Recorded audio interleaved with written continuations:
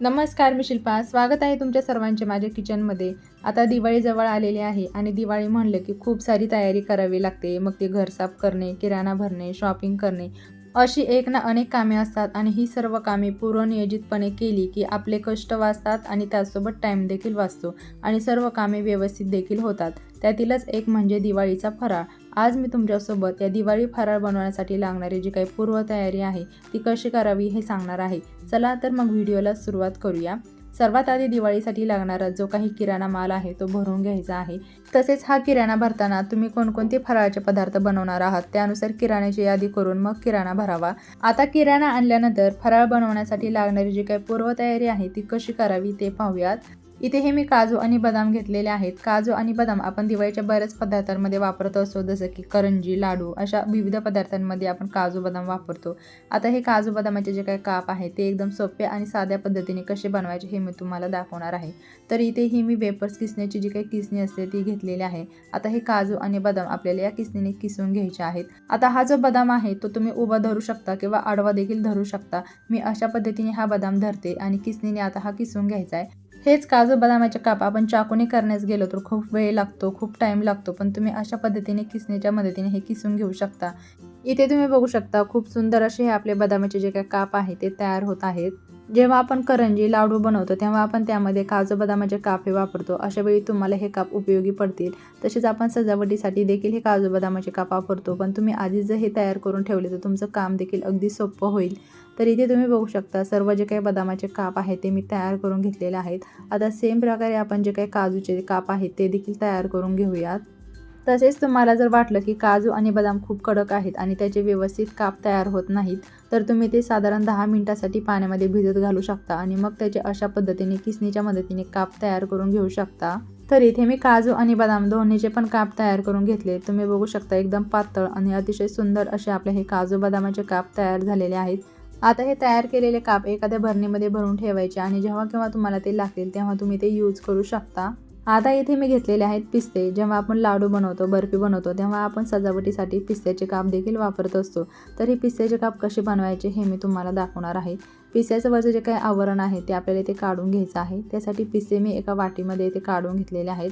आता याच्यामध्ये आपल्याला पाणी ओतून घ्यायचं आहे. पिस्ते पूर्णपणे या पाण्यामध्ये बुडतील एवढं पाणी आपल्याला ओतून घ्यायचं आहे आणि साधारण 10 ते 15 मिनिटे आपल्याला हे पिस्ते पाण्यामध्ये असेच भिजवून घ्यायचे आहेत. इथे मी पिस्ते पाण्यामध्ये थोड्या वेळ भिजवून घेतलेले आहेत. आता तुम्ही बघू शकता बोटाने थोडंसं चोळलं की लगेच याच्यावरचं जे काही टर्पल आहे ते निघतं. अशाच पद्धतीने आपल्याला सर्व जे काही पिस्ते आहेत ते चोळून घ्यायचे आहेत आणि एका डिशमध्ये ते काढून घ्यायचे आहेत. पिस्ते पाण्यामध्ये थोडा वेळ भिजवून घेतले की त्याचं जे काही टर्पल आहे ते निघण्यास मदत होते.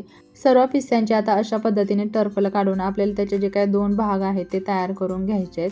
तर इथे तुम्ही बघू शकता सर्व पिस्त्यांचे मी जे काही 2 भाग आहेत ते तयार करून घेतलेले आहेत. आता हे पिस्ते आपण भिजवून घेतलेले होते त्यामुळे आपल्याला हे पिस्ते चांगले सुकवून घ्यायचे आहेत. फॅनखाली हे तुम्ही सुकवून घेऊ शकता. पिस्ते चांगले सुकल्यानंतर मग ते आपल्याला एखाद्या भरणीमध्ये भरून ठेवायचे आहेत. आता इथे मी घेतलेले आहे खसखस. आपण करंजी, अनारसे तसेच कापण्या करताना ही खसखस वापरतो, पण ही खसखस आपण आधीच निवडून आणि भाजून ठेवली तर आपल्याला ती आयत्या वेळी अगदी उपयोगी पडते. तर आता ही खसखस देखील आपण कढईमध्ये छान अशी भाजून घेऊयात. खसखस भाजताना गॅसची जी फ्लेम आहे ती आपल्याला लोच ठेवायची आणि लो फ्लेमवरती आपल्याला ही खसखस छान अशी भाजून घ्यायची आहे. तर इथे मी खसखस छान अशी भाजून घेतलेली आहे. आता ही खसखस पूर्णपणे थंड देखील करून घ्यायची. आता खसखस देखील मी पूर्णपणे छान अशी थंड करून घेतली. आता ही खसखस आपण एका भरणीमध्ये भरून ठेवूयात. लक्षात ठेवायचं आहे की खसखस पूर्णपणे थंड झाल्यानंतरच मग ती एखाद्या भरणीमध्ये भरून ठेवायची आहे. आता इथे मी घेतलेला आहे रवा. इथे हा मी एकदम बारीकाचा रवा घेतलेला आहे. आपण करंजी बनवण्यासाठी, लाडू बनवण्यासाठी तसेच उपमा बनवण्यासाठी देखील हा रवा वापरतो. अशा अनेक विविध पदार्थ बनवण्यासाठी आपण रवा वापरत असतो. हा रवा जर आपण आधीच भाजून ठेवला तर आपलं काम अगदी सोपं होतं. त्यामुळे इथे हा मी रवा देखील भाजून ठेवत आहे. हा रवा भाजत असताना आपल्याला सुरुवातीला अजिबात तूप किंवा तेल वापरायचं नाहीये. लो फ्लेमवरती आपल्याला 7 ते 8 मिनिटे हा रवा छान असा भाजून घ्यायचा आहे. 7 ते 8 मिनिटे लो फ्लेमवरती रवा मी छान असा भाजून घेतला आहे. आता यामध्ये फक्त 1 चमचा मी तूप टाकून घेतलेला आहे. आता तूप रव्यामध्ये छान असं मिक्स करून अजून 2 ते 3 मिनिटे हा रवा आपण तुपामध्ये छान असं भाजून घेऊयात. इथे मी रव्यामध्ये तूप टाकून घेतले. हवं तर तुम्ही तेल देखील टाकू शकता किंवा तेल आणि तूप न टाकता देखील तुम्ही फक्त रवा येथे भाजून ठेवू शकता. इथे रवा मी छान असं भाजून घेतलंय. आता हा रवा देखील आपल्याला एखाद्या ताटामध्ये काढून पूर्णपणे थंड करून घ्यायचे आणि मगच डब्यामध्ये भरायचा आहे. जेव्हा केव्हा तुम्हाला रव्यापासून एखादा पदार्थ बनवायचा असेल तेव्हा तुम्ही हा भाजलेला रवा वापरू शकता. म्हणजे पदार्थ बनवताना तुमचा जो काही रवा भाजण्याचा टाईम आहे तो देखील वाचेल. आता इथे मी घेतलेलं आहे खोबरं खिसायचं म्हटलं की ते खूप कठीण जातं आणि खोबरं खिसताना खूप जास्त वेळ देखील लागतो. कधी कधी खोबरं खूप वाळलेलं असतं आणि ते पटकन खिसल्या जात नाही. त्यामुळे इथे मी तुम्हाला एकदम साधी आणि सोपी अशी एक ट्रिक दाखवणार आहे. तर इथे आपल्याला हे जे खोबरं आहे ते साधारण 10 मिनिटे पाण्यात भिजत घालायचं आहे. त्यासाठी इथे मी बाउल घेतला आहे. बाउलमध्ये आपण हे खोबरं टाकून घेऊयात. आता यामध्ये आपल्याला भरपूर असं पाणी ओतायचं आहे, जेणेकरून जे काही खोबरं आहे ते पाण्यामध्ये पूर्णपणे बुडेल. आता यामध्ये मी पाणी ओतून घेते आणि हे आपल्याला खोबरं पाण्यामध्ये साधारण 10 मिनिटे असंच भिजत ठेवायचं आहे. 10 मिनिटे खोबरं मी पाण्यामध्ये भिजवून घेतलेलं आहे. आता खोबऱ्याला लागलेली जी काही धूळ वगैरे आहे ते आपल्याला अशा पद्धतीने चोळून काढायचे आहे. खोबरं पाण्यामध्ये अशा प्रकारे भिजवून घेतल्याने त्यावर लागलेले धूळ घाण आहे ती पटकन निघली जाते. सगळे जे काही खोबऱ्याचे तुकडे आहेत ते अशाच पद्धतीने आपल्याला पाण्यामध्ये अशा प्रकारे चोळून धुवून घ्यायचे आहेत. इथे मी सर्व खोबऱ्याचे तुकडे स्वच्छ असे धुवून घेतलेले आहेत. आता हे आपल्याला सुती कपड्याने चांगले कोरडे करून घ्यायचे आहेत. खोबऱ्याचे तुकडे इथे मी चांगले कोरडे करून घेतलेले आहेत. आता तुम्ही याचा रंग बघू शकता. एकदम पांढरं शुभ्र असं आपलं हे सुकं खोबरं तयार झालेलं आहे. आता हे खोबरं किसून घ्यायचे. तर इथे मी अशा पद्धतीचे किसणी घेतले. तुम्हाला किस कितपत मोठा किंवा छोटा हवा आहे त्यानुसार तुम्ही हा खोबऱ्याचा किस आहे ते किसून घेऊ शकता. चला तर मग आता आपण हे खोबरं किसून घेऊयात. खोबरं पाण्यामध्ये भिजवून घेतल्यामुळे काय होतं की ते नरम पडतं आणि किसणं अगदी सोपं जातं. जेव्हा केव्हा तुम्हाला खोबरं किसायचं असेल आणि खोबरं किसणं खूप जड जात असेल किंवा तुमचं खोबरं वाळलेलं असेल तेव्हा तुम्ही ही ट्रिक नक्की वापरून पहा, तुम्हाला नक्कीच आवडेल. तर इथे सर्व जे काही खोबरं आहे ते मी किसून घेतलेलं आहे. आता तुम्ही बघू शकता एकदम सुंदर असा हा आपला खोबऱ्याचा किस तयार झाला आहे. आता हे किसून घेतलेलं जे काही खोबरं आहे ते हलकंसं ओलसर आहे, कारण आपण जे काही खोबरं होतं ते पाण्यामध्ये भिजवून घेतलेलं होतं. त्यामुळे आपल्याला हा जो खोबऱ्याचा किस आहे तो आपल्याला भाजून घ्यायचा आहे. गॅसची फ्लेम मीडियम ते लो ठेवायची आणि हा खोबऱ्याचा किस आपल्याला हलकासा कुरकुरीत होईपर्यंत छान असा भाजून घ्यायचा आहे. तो सतत हलवत राहायचा आहे, म्हणजे खोबऱ्याचा जो काही किस आहे तो सर्व बाजूने सारखा असा भाजला जातो. दिवाळीच्या बऱ्याच पदार्थांमध्ये आपण खोबऱ्याचा किस वापरतो, जसं की लाडू, करंजी. तुम्ही जर अशा पद्धतीने हा खोबऱ्याचा किस आधीच तयार करून ठेवला तर तुमचं काम अगदी सोपं होईल. आयत्या वेळी तुम्ही हा खोबऱ्याचा किस वापरू शकता. तर इथे खोबरं मी छान असं भाजून घेतलेलं आहे. हलकासा सोनेरी कलर या खोबऱ्याला आलेला आहे. आता हे खोबरं देखील एका ताटामध्ये काढून आपण पूर्णपणे थंड करून घेऊयात. खोबरं थंड झाल्यानंतरच मग एखाद्या डब्यामध्ये भरून ठेवायचे. जेव्हा खोबऱ्यापासून तुम्हाला एखादा पदार्थ बनवायचा असेल तेव्हा हे खोबरं तुम्ही पटकन वापरू शकता.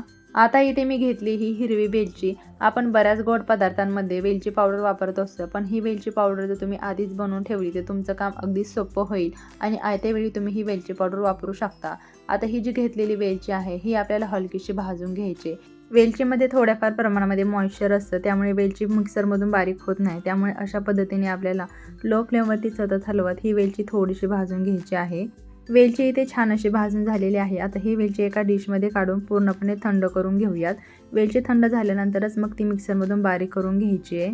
वेलची मी छान अशी थंड करून घेतलेली आहे. आता ही वेलची आपल्याला मिक्सरमधून बारीक करून घ्यायची आहे. त्यासाठी वेलची मी मिक्सरच्या भांड्यामध्ये टाकून घेते. आता ही वेलची चांगली बारीक व्हावी म्हणून आपल्याला याच्यामध्ये साखर ॲड करायची आहे. साधारण 2-3 चमचे साखर यामध्ये आता मी टाकून घेते. साखर टाकल्याने वेलची पटकन बारीक होते. इथे तुम्ही बघू शकता एकदम छान अशी आपली ही वेलची पावडर तयार झालेली आहे. आता ही वेलची पावडर तुम्ही अशीच वापरू शकता किंवा चाळणीने चाळून देखील घेऊ शकता. इथे ही वेलची पावडर मी चाळणीने चाळून घेणार आहे. त्यासाठी इथे मी पिठाची चाळणी वापरते. आता या चाळणीवरती आपण मिक्सरमधून बारीक केलेली वेलची पावडर काढून घेऊयात आणि छान अशी ती चाळून घेऊयात. वेलची पावडर चाळून घेतल्यानंतर चाळणीमध्ये ही जी जाड वेलची पावडर शिल्लक राहिलेली आहे ही तुम्ही चहा बनवण्यासाठी वापरू शकता. ताटामध्ये ही चाळून घेतलेली वेलची पावडर तुम्हाला जेव्हा याची गरज असेल तेव्हा तुम्ही वापरू शकता. आता ही वेलची पावडर आपण एखाद्या भरणीमध्ये भरून ठेवूयात. बाजारामधून ही जे रेडीमेड वेलची पावडर विकत आणायचं म्हणलं तर जास्त पैसे लागतात, पण तुम्ही अशा पद्धतीने अख्खी हिरवी वेलची आणून त्यापासून ही वेलची पावडर बनवू शकता. या पद्धतीने तुम्ही वेलची पावडर बनवली तर तुमची वेलचीच्या वरची जी काही टरफल आहे ती देखील वाया जाणार नाहीत. आता इथे मी घेतलेले आहेत जिरे. आपल्याला शेव चिवडा बनवण्यासाठी जिरे पावडर लागते, तर आपण जिरेची पावडर देखील येथे बनवून घेणार आहोत. त्यासाठी आपल्याला हे जे जिरे आहेत हे थोडेसे भाजून घ्यायचे आहेत. त्यासाठी गॅस ऑन करून गॅसवरती इथे मी कढई ठेवली. आता कढईमध्ये आपल्याला हे जिरे टाकून घ्यायचे आहेत. जिरेमध्ये देखील थोड्याफार प्रमाणात मॉइश्चर असतं. जिरे भाजून घेतल्याने ते पटकन मिक्सरमधून बारीक होतात. आता लो ते मीडियम फ्लेमवरती सतत हलवत हे जिरे आपण छान असे भाजून घेऊयात. जिरे मी छान असे भाजून घेतलेले आहेत. याचा हलकासा रंग देखील बदललेला आहे. आता हे जिरे एका डिशमध्ये काढून पूर्णपणे थंड करून घेऊयात. आपले जिरे इथे चांगले थंड झालेले आहेत. आता हे जिरे आपण मिक्सरमधून बारीक करून घेणार आहोत. त्यासाठी मिक्सरच्या भांड्यामध्ये हे जिरे मी टाकून घेते आणि शक्य होईल तेवढे आपल्याला हे जिरे मिक्सरमधून बारीक करून घ्यायचेत, दळून घ्यायचेत. इथे मी जिरे मिक्सरमधून बारीक करून घेतलेत, पण तरी देखील यामध्ये जिरेचे मोठे मोठे कण शिल्लक राहू शकतात आणि मग ते शेव बनवताना साच्यामध्ये गुंतू शकतात. त्यामुळे आपल्याला ही जिरे पावडर देखील चाळून घ्यायची आहे. त्यासाठी इथे मी पिठाची चाळणी घेतली आणि ही जिरे पावडर आता चाळणीवरती काढून आपण चाळून घेऊयात. तुमच्या मिक्सरमधून जर जिऱ्याची एकदम बारीक अशी पावडर इथे तयार होत असेल तर तुम्ही ही जिरे पावडर चाळून नाही घेतली तरी चालेल. चाळणीमध्ये हे जे मोठे मोठे कण शिल्लक राहिलेले आहेत हे तुम्ही भाजी बनवण्यासाठी वापरू शकता. इथे तुम्ही पाहू शकता एकदम बारीक अशी ही आपली जिरेची पावडर तयार झालेली आहे. आता ही जिरे पावडर आपण एका भरणीमध्ये भरून ठेवूयात. बाजारामधून रेडीमेड जिरे पावडर विकत आणण्यापेक्षा तुम्ही अशा पद्धतीने घरच्या घरी फ्रेश अशी ही जिरे पावडर तयार करू शकता. आता आपण बनवणार आहोत ओव्याची पावडर. तर इथे हा मी पाव कप ओवा घेतलाय. ओवा मी निसून निवडून घेतलेला आहे. आता हा ओवा देखील आपल्याला थोडासा भाजून घ्यायचा आहे, कारण ओव्यामध्ये देखील थोड्याफार प्रमाणामध्ये मॉइश्चर शिल्लक असतं. त्यासाठी गॅस ऑन करून गॅसवरती मी कढई ठेवलेली. आता कढईमध्ये आपण हा ओवा हलकासा भाजून घेऊयात. गॅसच्या मीडियम ते लो फ्लेमवरती सतत हलवत आपल्याला हा ओवा चांगला भाजून घ्यायचा आहे. ओवा अशा पद्धतीने थोडासा भाजून घेतला, गरम करून घेतला की तो पटकन मिक्सरमधून बारीक होतो. आता हा भाजून घेतलेला ओवा एका डिशमध्ये काढून घेऊन पूर्णपणे थंड करून घेऊयात. ओवा मी चांगला थंड करून घेतलेला आहे. ओवा चांगला थंड झाल्यानंतरच मग तो मिक्सरमधून बारीक करून घ्यायचा आहे.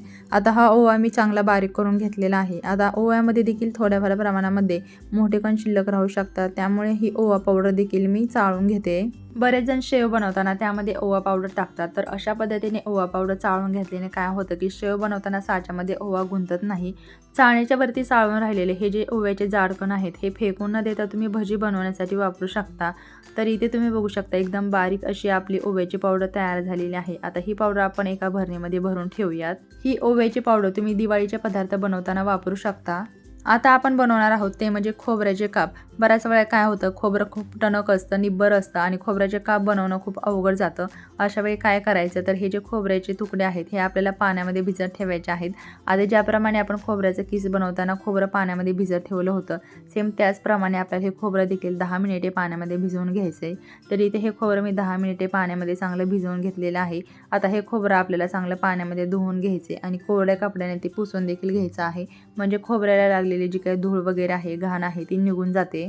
सुती कापडाने खोबरं मी चांगलं कोरडं करून घेतले. आता या खोबऱ्याचे आपल्याला तुकडे करून घ्यायचे आहेत. खोबरं आपण आधीच 10 मिनिटे पाण्यामध्ये चांगले भिजवून घेतलेलं आहे, त्यामुळे याचे तुकडे करणं अगदी सोपं जातं.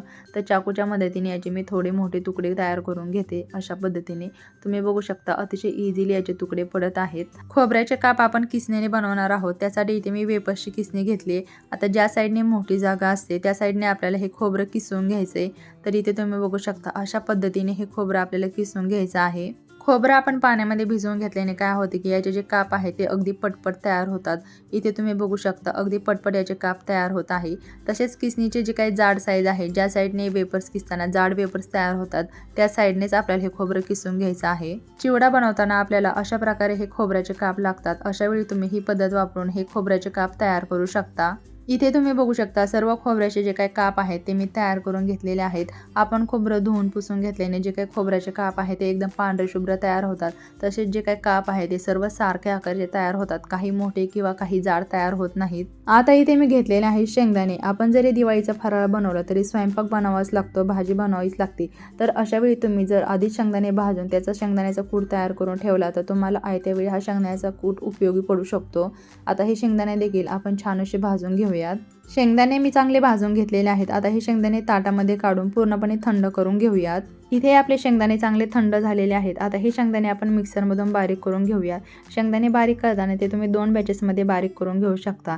एका बॅचमध्ये तुम्ही शेंगदाण्याचा जाडसर कूट बनवू शकता आणि दुसऱ्या बॅचमध्ये तुम्ही शेंगदाण्याचा बारीक कूट बनवू शकता. शेंगदाण्याचा जो बारीक कूट आहे तो तुम्ही पातळ भाजीसाठी आणि जाड जो कूट आहे तो तुम्ही सुक्या भाजीसाठी येथे वापरू शकता. तर आजच्या व्हिडिओमध्ये मी तुम्हाला दिवाळी फराळ बनवण्याआधी कोणकोणती तयारी केली पाहिजे हे दाखवलेलं आहे. ही जर तयारी तुम्ही दिवाळी फराळ बनवण्याच्या आधी करून ठेवली तर तुम्हाला दिवाळी फराळ बनवण्यासाठी फार जास्त वेळ लागणार नाही. अगदी झटपट तुम्ही हा दिवाळी फराळ बनवू शकाल. तुम्हाला माझा हा आजचा व्हिडिओ कसा वाटला हे मला कमेंटमध्ये नक्की सांगा. व्हिडिओ आवडल्यास व्हिडिओला लाईक, शेअर तसेच माझ्या चॅनलवरती जर नवीन असाल तर माझ्या चॅनलला सबस्क्राईब करायला विसरू नका. पुन्हा भेटूया अशाच एका नवीन व्हिडिओसोबत. तोपर्यंत बाय बाय.